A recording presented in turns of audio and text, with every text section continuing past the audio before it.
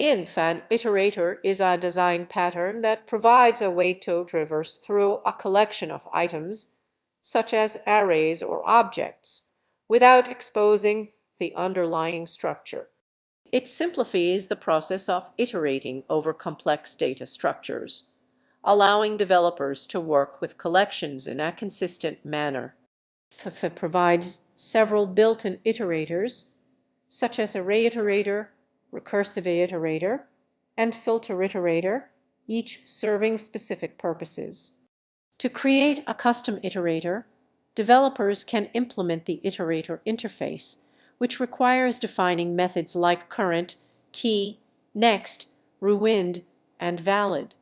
This allows for the encapsulation of logic related to the collection's traversal. Using iterators enhances code readability and maintainability as they separate the logic of collection traversal from the data structure itself. Overall, the iterators are a powerful tool for managing and navigating collections in a clean and efficient way.